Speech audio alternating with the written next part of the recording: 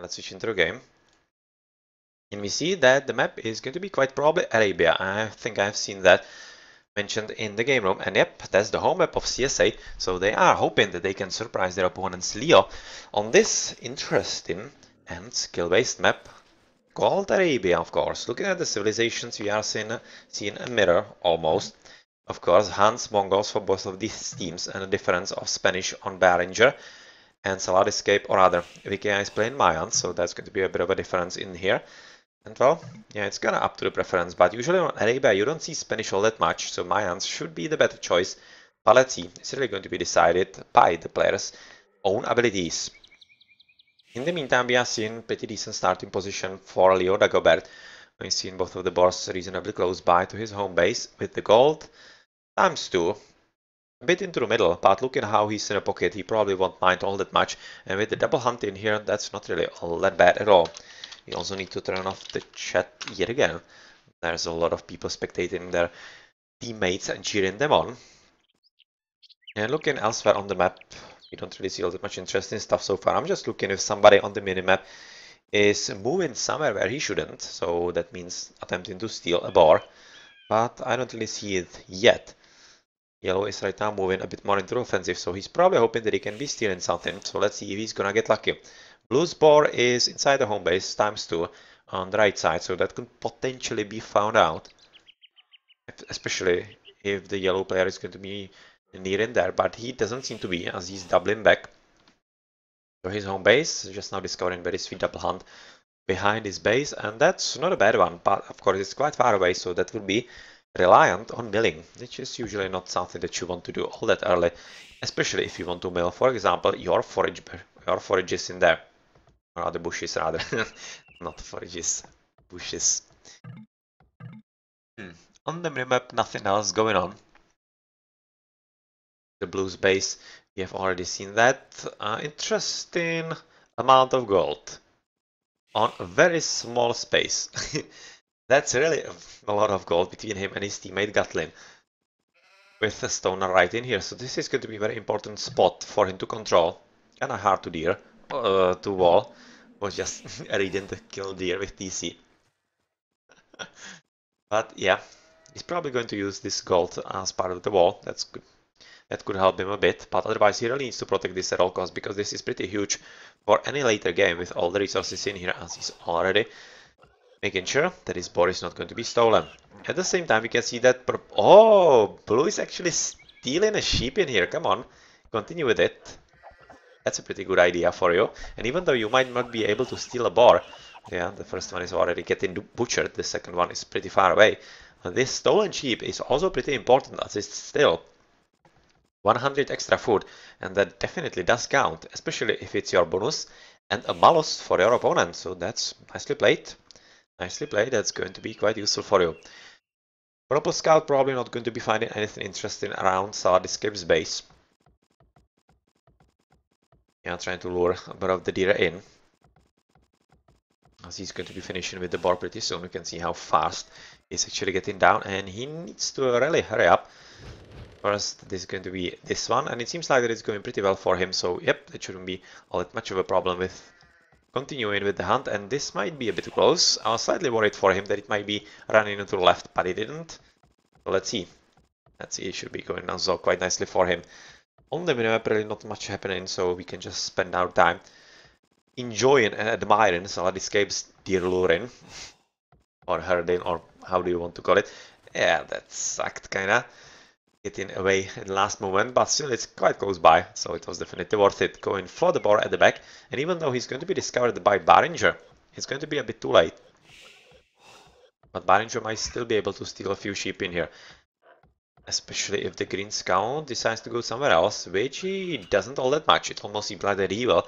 So Behringer is probably not going to be stealing them, as green is well aware of it and should be just sending them home. But needs to be really careful. He knows that the guy is there, so yeah. Quite safe indeed. Nice relic, basically protected for his own base and needs and whatnot. And looking at Behringer, who is having pretty decent positioning of the gold, even though it's on the left side, and oh, that's going to be tough to wall. Like impossible to wall. Building a wall in here that's not really helping all that much. So this is a very bad position for him. This is wide open for Aiden and going to be quite hard for Baringer to somehow protect his goal from his opponent. So yep, pretty tough moments coming him on this very open Arabia map for him.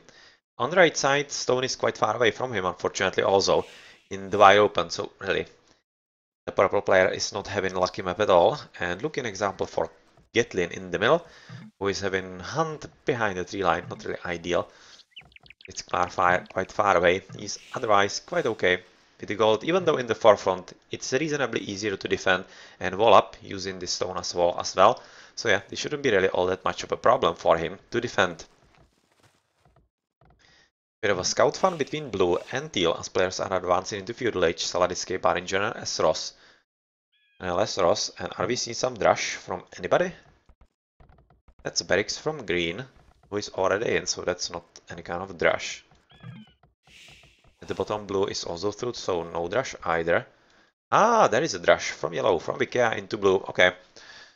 So Vikea as Mayans is going to be Drushing into Mongols, so let's see how successful he can be. He's also having, of course, the Eagle Warrior.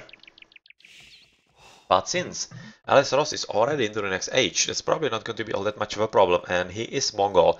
So I'm expecting he might be building stable. But of course, you also know that Mongols can do also pretty decent job with archers, but so far that's not happening, so let's see about it. Bit of a fun in here as Steel is losing a villager, unfortunately for him. Pretty good job by LS Ross and RC Gatlin.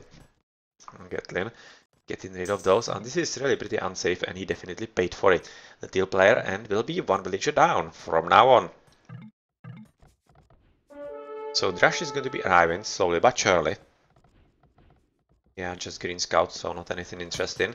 And purple stable for the Spanish player, so of course that's kind of understandable, as he's going to be wanting to spam a bit more or a bit of scout cavalry in the early age to attack his opponent a bit. That's on the other side of the map, of course, blue or maybe in the pocket yellow. And then in the castle age, switch into knights and imperial into paladins, of course. So a bit of a Drush going to be disrupted, of course.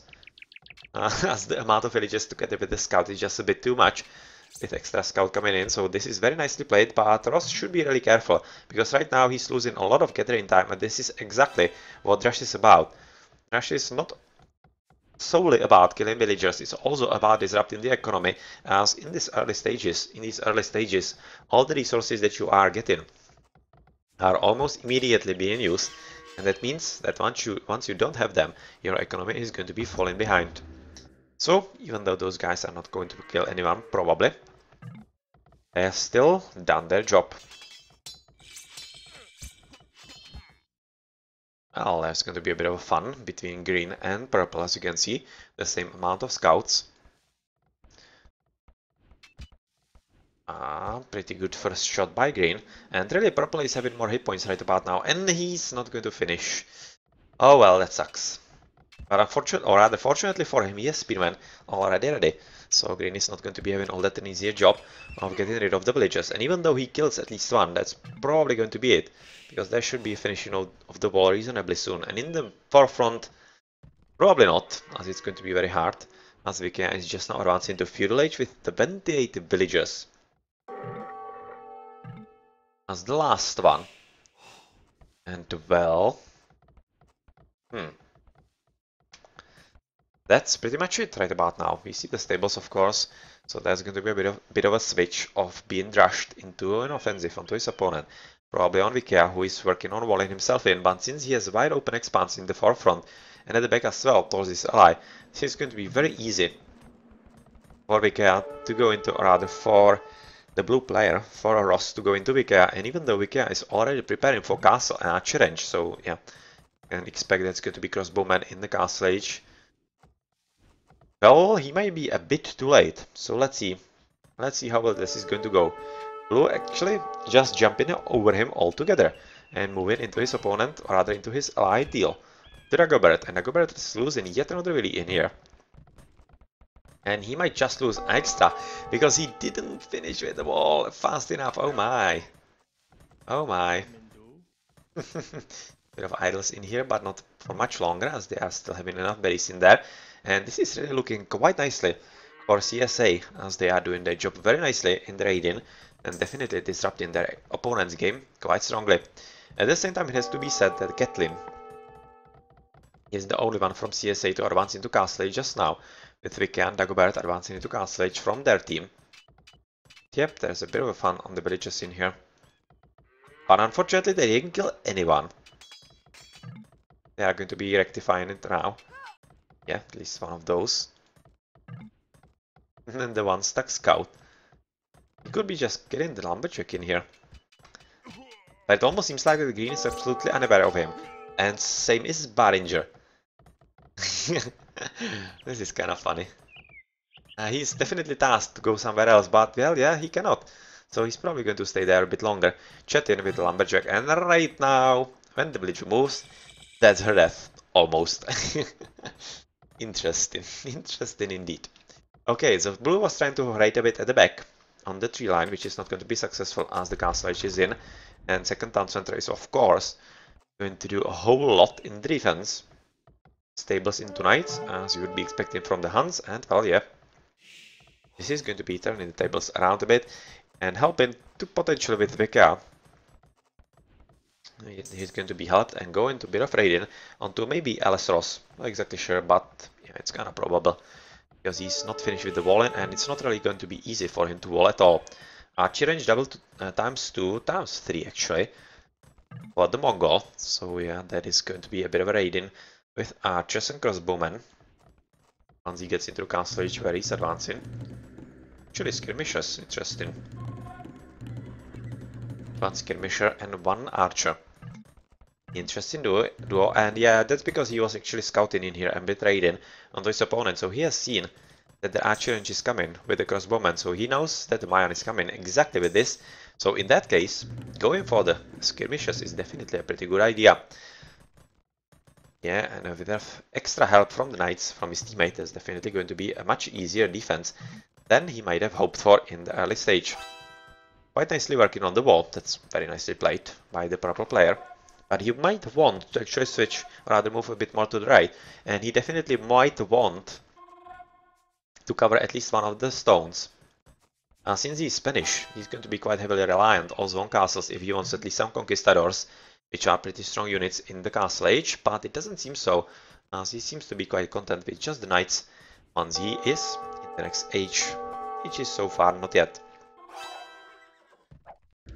Defensive tower, just to make sure that LS Ross is not somehow raided on the gold, which is quite important for him, working to the left side and basically protecting the gold. And well, Dagobert is right now just saying that he's kind of unhappy that all the CSA are attacking just him, and well, yeah, he is raided quite heavily by blue player, by LS Ross, and right now also by Barringer for quite some time. They are definitely spending their time wisely and making their lives, or the lives of their opponents, as difficult as they can. So yeah, he's trying to respond in kind, Dagobert, and to go a bit into the red. He's finishing with his second, already third TC. Quite nicely prepared. This is a very nice one to protect the gold, of course. And you can see 3 TCs in here, who is in Castle Age also. The blue player who is having so far 1 TC as a Mongol. That's slightly weird. You would be expecting, of course, more, like next through gold for the protection and next through tree line as well. It would be a whole lot better for him. But otherwise, not really much happening in here.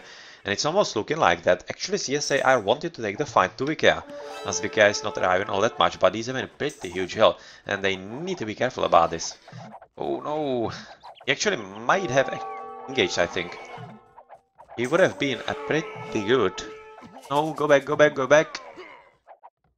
Oh, that's terrible losses in there, some terrible losses in there. And I'm kinda thinking that really they could have engaged. The knights could be holding at least a bit before they arrived on the top of the hill, and with the extra skirmishes, at least a few of them in there, it really could have made a whole lot of difference, but right now they need to retreat. They need some extra help with extra knights and of course some reinforcements in here. And I wouldn't really discount the idea of building some extra skirmishes rather than crossbowmen. As looking at the sole crossbowman army from Vikea, that could really do a whole lot of damage to him and force him into a quite fast retreat into his home base. Well, we'll finally go in for a second TC. Pretty good spot to protect on the stone and kinda halfway also the gold. And we are seen at the top. A lot of scout cavalry from Baringer, who is still in feudal. Is he slinging? No, he isn't. In that case, it's slightly curious that he's still in the feudal age. Should be definitely advancing. Let's check into Baringer. He's at 49 village, or rather 41 villages, which is not even the worst. Ikea is slightly lower for Scholar, and right now he's going to be clicking in exactly as we are talking about it.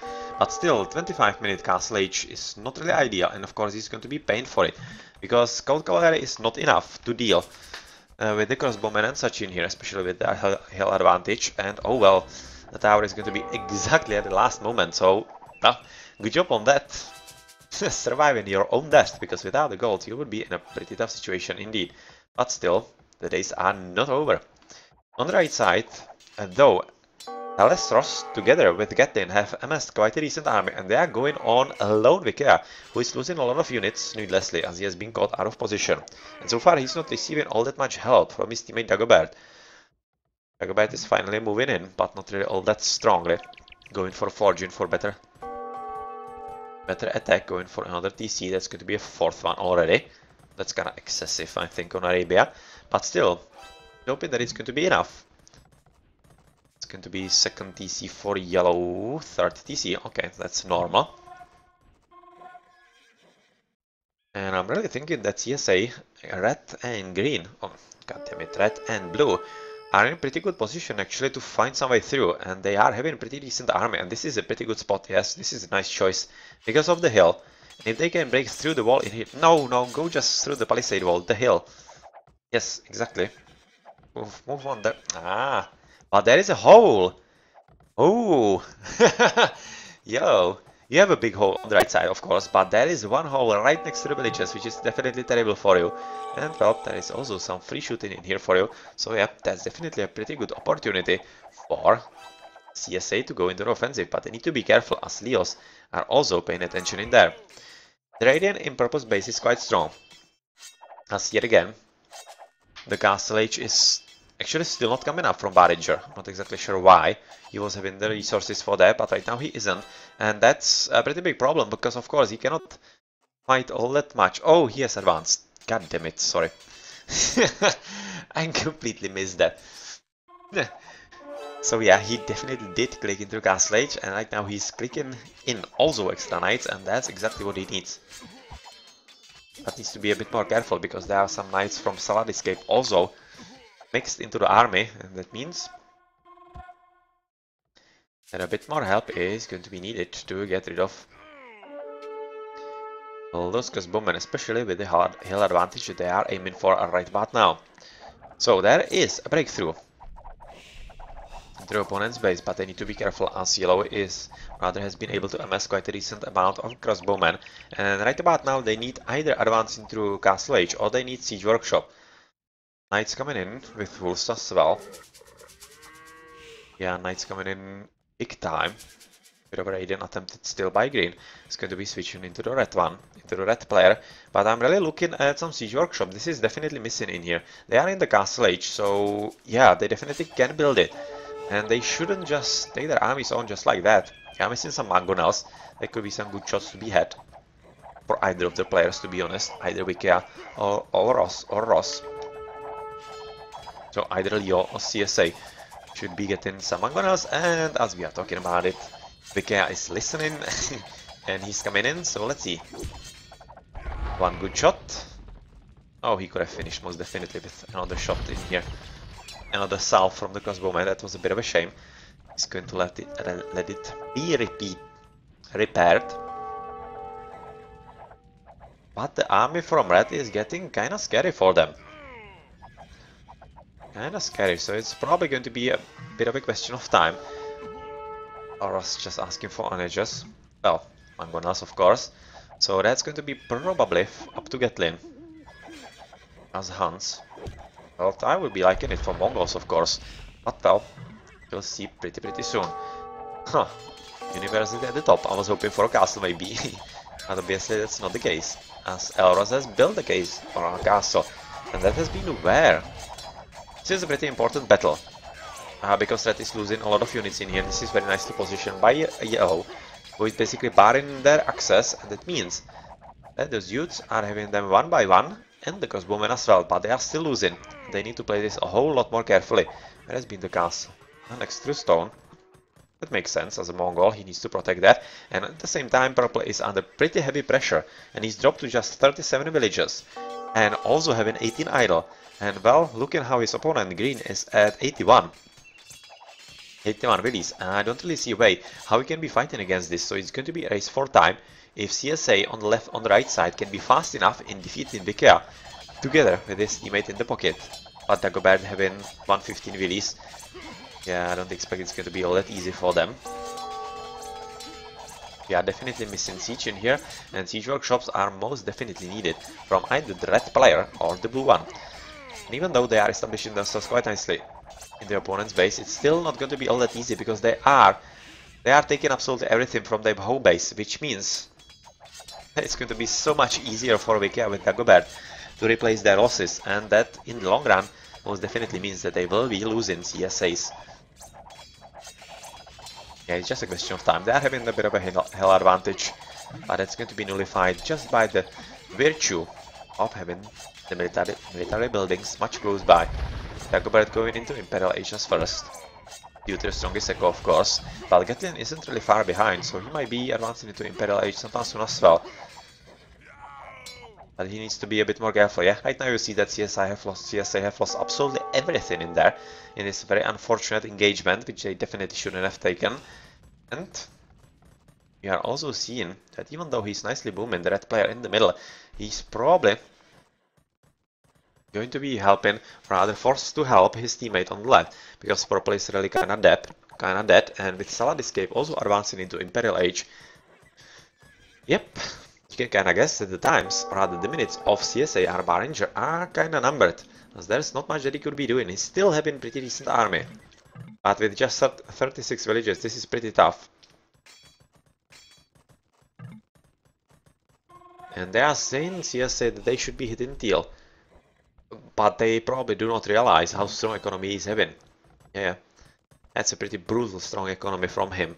130, Gatlin 120, Rost 110, which is not half bad, so there still could be a pretty good chance with Imperial Age coming from Elesros as well. CSA might be able to make something happen, but they really need to be careful about the castles, the positioning in here, as of course their opponents are going to be coming into the forefront as well, and this is a very good castle for Mayan as he's switching into Pluntaches, which will mean that he will be having pretty good advantage of the hill if he is under pressure in there. It also means, since the fight in Yellow's base has been basically won by LeO, that LeOs are going to be switching into offensive, and they are going right into the pocket, into the strongest player, into Gatlin. And he's going to be disrupted on the stable building in here, so let's see about that. Probably not good news for Red, who is so far probably not even aware. So yeah, that's not ideal for him, as he's going to be running out of gold in here. Does he have something extra in here? And yeah, Gatlin right now saying that it's going to be GG. A lot of gold for him, but unfortunately Green, or rather Purple, has been able to somehow defend quite nicely, so that's a pretty good job by him. But with all the Imperial Ages coming in from LeOs, it's not going to be all that easy. The Mongol is getting Thumbring, Bracer, Husbandry, Chemistry. So yeah, you can expect Elite Mangurais coming in very soon from him, and you can see that he's establishing himself quite offensively right on the doorstep of his opponent, so he's just going to be disallowing him in rejoining the game. Dagobert getting Cavaliers right about now, and well, Blast Furnace as well, so that's going to be a pretty strong army from him. And of course, pretty big problem for Gatlin, who is still not advancing into the Imperial Age, and he of course cannot fight with Knights against Cavaliers. It's just a huge advancing, or rather difference. He does have the food, but the gold is a problem. And well, this engagement is going to be pretty sad for him, especially with Vikea joining into the fun with at least some Bloom Touches in here. Here you can see that purple, or rather blue, is not having enough to help him with. Even though he's attempting to switch into a Mangurais just about now, going for Bracer as well. But Dagobert is already coming for Paladins, and well, I don't even think that he's slunk. Just his own economy. Yes, it is. So that's very nicely played by him. And we are seeing that Red right now is in a pretty tough situation, advancing into Imperial Age. But his economy at 124 villages is nice. But half of them, 61, is not doing anything at all, and he's getting absolutely hammered right now. So yeah, it really seems quite bad for the CSA team, and quite well for LeO, who have been able to push through this game, even though it didn't really look all that well, especially in LeO Wikia's base in there for a moment. So let's see about that. You can see that LeO are right now advancing further, basically like a storm. Not really stopping for anything, as green is right now pushing through into the purple's base yet again. And even though purple is still having at least a few army in here, probably trying to help with a bit at the bottom, it's not going to do anything, as red is more or less dead, exactly. Yeah, he's having half of his units, or other villages not doing anything. But with the help right now from Ross, it could be something. It could be something, as that will help him at least a bit. But he really needs to play this carefully beyond the top of the hill and really hit and run. Paladin's coming exactly the right time for Dagobert. But there is a problem that he is probably not aware of. Right on his doorstep. Oh yeah, he has absolutely no idea. He has absolutely no idea what is waiting for him. Just behind the fog of war. Yep, that's pretty tough. And right now he's going to be knowing that there's a whole lot of army. A lot of castles, siege workshops, absolutely everything just on his doorstep. So he cannot even afford to go and help his teammates. And yep, right now he's recognizing that the GG is really there, as he has lost the Bangurais in the red base, and GGs are being called, and CSAs are resigning after a very nice game on Arabia. That CSAs really looked quite poised to actually take, if they really didn't take the unfortunate battle in here and had some extra siege in there.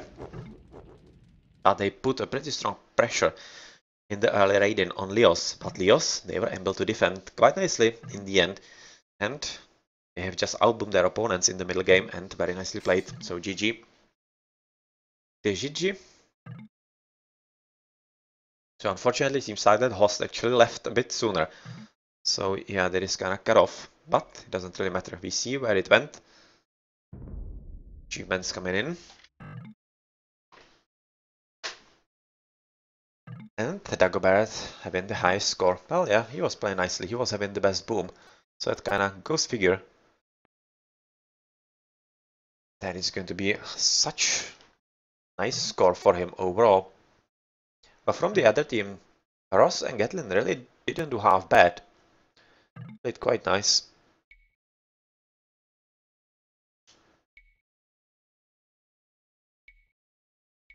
Pretty strong echo from the blue player. Unfortunately, didn't really yield the results that they would have needed. The faster advances into technology stats, into the castle ages and the imperial ages, that's basically what decided the games in here. Yeah, 17, 18, 22, 17, 27, 20, that's just a whole lot of difference in here. And the imperial ages, of course, much longer advance times. But in the end, the same villager high, 144. That's funny. Okay then, GG. GG.